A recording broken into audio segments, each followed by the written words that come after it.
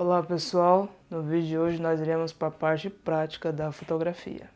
Nós vamos iniciar essa parte então falando dos três pilares da fotografia, que são eles: ISO, velocidade do obturador e abertura do diafragma.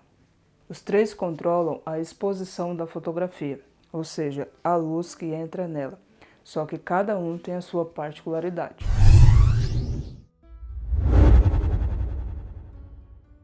O diafragma ele está presente no corpo da objetiva e ele controla a quantidade de luz que vai entrar na câmera. Quanto mais fechado esse diafragma for, menos luz irá entrar. Quanto mais aberto, mais luz vai entrar. Ele é representado pela letra F e pode ser encontrado na parte final da câmera, o F maiúsculo que está sendo demonstrado aí. No visor óptico, ele é representado por números e na literatura, ele é representado pelo F minúsculo. Cada diafragma ele possui uma numeração mínima e uma máxima estipulada. Há objetivas que possuem a abertura mínima do seu diafragma em 1.2, por exemplo, 1.4, 1.8. Inclusive, essas objetivas elas são conhecidas como objetivas claras. Exemplo, a cinquentinha. Já há objetivas que ela possui a abertura mínima do seu diafragma em 4.0, 3.5, 4.0, que é o caso, por exemplo, da 1855. O diafragma ele não vai controlar apenas se a sua fotografia vai ficar mais clara ou mais escura ou trazer mais luminosidade para a sua fotografia, mas ele também interfere diretamente na profundidade de campo, ou seja, quanto mais aberto esse diafragma for, 1.2, 1.4, 1.8, ele irá desfocar o fundo. Quanto mais fechado esse diafragma ele estiver, 4.0, 5.6, 9, 10, 11, mais aberto será a sua fotografia. Será um plano geral, ele vai captar tudo aquilo que está sendo fotografado. A pessoa de primeiro plano, por exemplo, e a paisagem atrás dela. Já na abertura bem mais mínima, 1.8, por exemplo, ele irá desfocar, fazendo aquele efeito bokeh que muita gente gosta.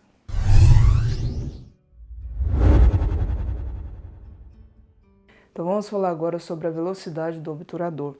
Ele fica no corpo da câmera, logo à frente do sensor.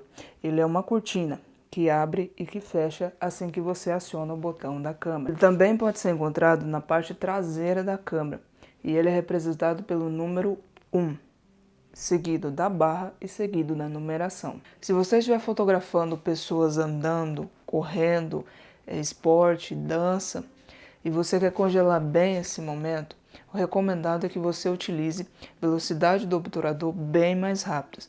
Agora, se você quiser fazer aquele efeito borrão nas fotografias, bastante utilizado em transposição de carro, quando os carros estão passando, e é feito aquele borrão, você vai precisar utilizar velocidades mais lentas.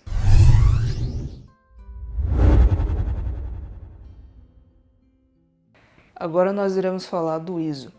O ISO, ou velocidade ISO, ele mede a sensibilidade do sensor à luz. Quanto maior a sua numeração, mais sensível o sensor está à luz, e quanto menor, menos luz será percebida pelo sensor. O ISO ele funciona como um sistema de duplicação, ou seja, cada vez que você aumenta um ponto do ISO, você está duplicando aquela sensibilidade no sensor. 100, 200, 400, 800, 1600, 3200, 6400 e por aí vai. Em ambientes mais claros, você não vai precisar utilizar um ISO tão sensível. Já em ambientes escuros, você vai precisar ter uma numeração bem grande de ISO, ou seja, uma sensibilidade bem maior. Só que lembrando, tenham sempre em mente que quanto maior for a sensibilidade do ISO, mais ruído você vai acrescentar na sua fotografia.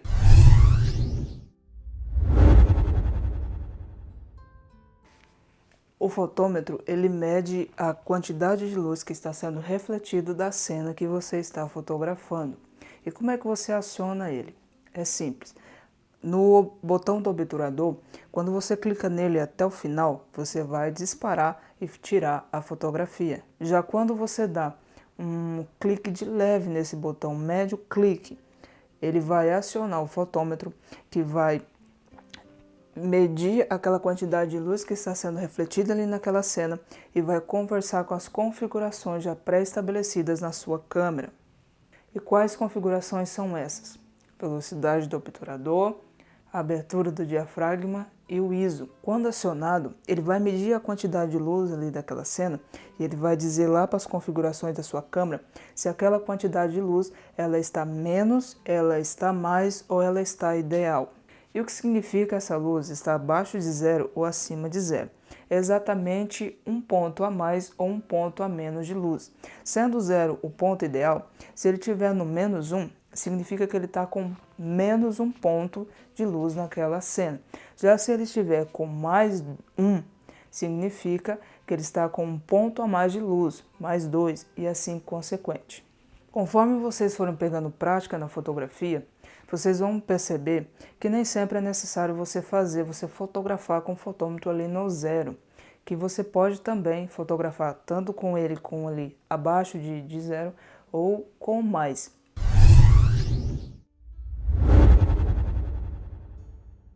O balanço de branco, ele interpreta e ele equilibra os tipos diferentes de iluminação. Ou seja, ele equilibra as tonalidades e as temperaturas de uma cena, fazendo com que as cores se aproximem mais próximas dos reais. A luz do dia e os dias nublados, eles tendem a deixar as tonalidades da fotografia com tons mais frios, ou seja, mais puxados para os azulados. Já quando você está na presença de diversas luzes incandescentes, por exemplo, elas tendem a deixar a tonalidade mais com tons quentes, ou seja, puxado para os amarelados.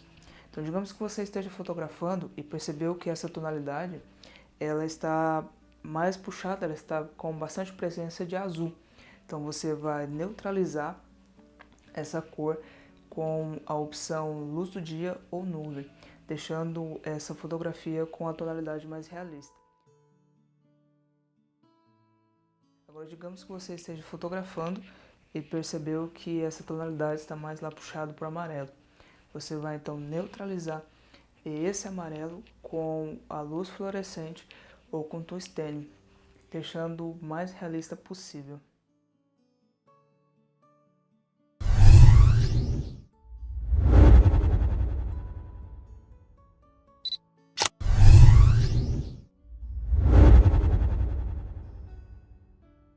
Na regra dos textos, você vai dividir o visor da sua câmera em 9 partes, sendo com 3 retângulos horizontais e 3 retângulos verticais.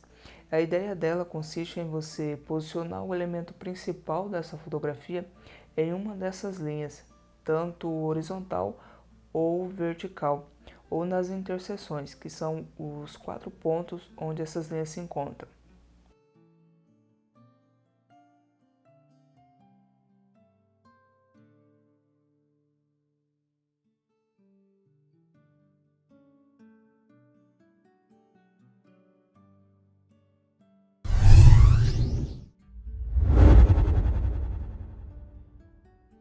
As linhas guias elas podem ser encontradas em cenários da natureza ou em cenários urbanos, e elas conduzem o olhar do espectador diretamente a um ponto principal dessa fotografia.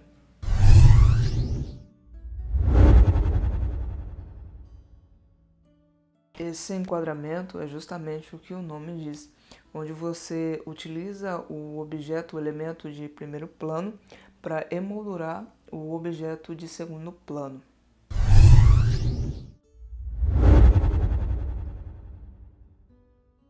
O minimalismo ele consiste em você deixar bastante espaço negativo na fotografia, ou seja, muito céu, muito chão, muita parede, muita areia.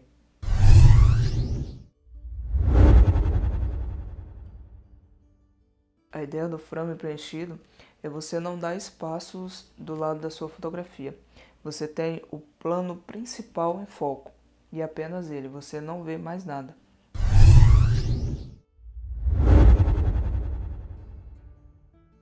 A ideia ela consiste em você posicionar 2 elementos em lados opostos, um no plano principal e o outro ao fundo.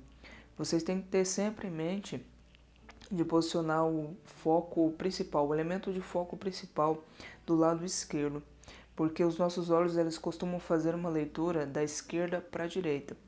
E aqui é interessante também vocês utilizarem a regra dos terços para fazer um enquadramento de balanço de elementos, onde você posiciona o elemento principal na linha esquerda da regra dos terços e o elemento que está ao fundo do lado direito, na linha direita.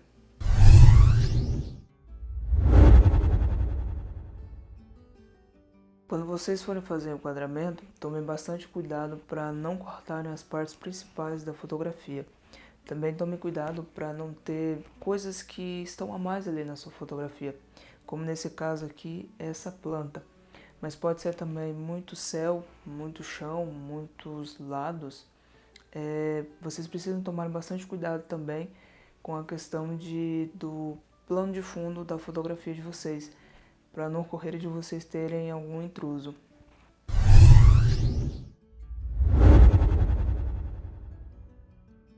Certo, então vamos falar de 3 tipos de ângulos: normal, plongé e contra-plongé. Plongé. Será que é assim que fala? É francês, gente, então não me cobrem muito a respeito. Mas vamos lá. O ângulo normal é justamente esse aqui, o alcance da nossa visão. Já o ângulo plongé, que em francês significa mergulho, daí já dá para vocês mais ou menos calcularem como é que ele funciona, certo? Que é de cima para baixo, ou seja, mergulhando na cena. O ângulo plongé, ele dá um aspecto de inferioridade, mas não necessariamente é só isso. Há fotógrafos que já vê esse ângulo como uma espécie de intimidade, uma espécie de delicadeza. Já o ângulo contra-plongé, contra o mergulho, digamos assim, já é o ângulo que ele é feito de baixo para cima. E ele traz um aspecto de superioridade. Não sei se vocês já repararam, mas em fotografias profissionais, por exemplo, ou em fotografias de político, os fotógrafos sempre procuram ter um certo ângulo um pouquinho mais baixo, para dar aquele aspecto de superioridade na pessoa que está sendo fotografada. Lembra que eu falei lá no vídeo anterior? A fotografia, ela é uma arte, portanto ela possui uma liberdade de expressão. No entanto, ela precisa de uma composição. Não é simplesmente você pegar alguma coisa e colocar ali. Apesar que, como é livre, né? Se alguém colocar e dizer, eu quero colocar aqui essa maçã, e eu fotografei essa maçã assim exatamente dessa maneira, enfim, ele é livre para fazer aquilo. No entanto, a fotografia, ela é todo um contexto. Não adianta só você chegar, fazer um ângulo, vou tirar aqui de cima para baixo e essa pessoa ela vai ficar inferior. Eu vou dar uma tonalidade mais delicada para a pessoa que está sendo fotografada. Então eu preciso sempre juntar diversos elementos e que esses elementos eles precisam se harmonizar. Uma dica para vocês. Se estiverem fotografando de um ambiente muito escuro e precisarem diminuir a velocidade do obturador, por exemplo, para 1/60, que é uma velocidade assim um pouco quanto perigosa, perigosa no sentido de que, se você estiver fotografando com a câmera na mão e você estiver com 1/60, no momento que você fazer esse movimento, se você fizesse algum movimento semelhante na hora de fotografar, a sua fotografia ela não vai sair muito bem congelada, justamente porque a velocidade já está menor e também pode sair tremida. Portanto, se vocês forem fotografar com 1/60, eu recomendo que utilizem um tripé, ou caso contrário, for utilizar a câmera na mão mesmo, que tenham bastante cuidado e mantenha a mão bastante fixa.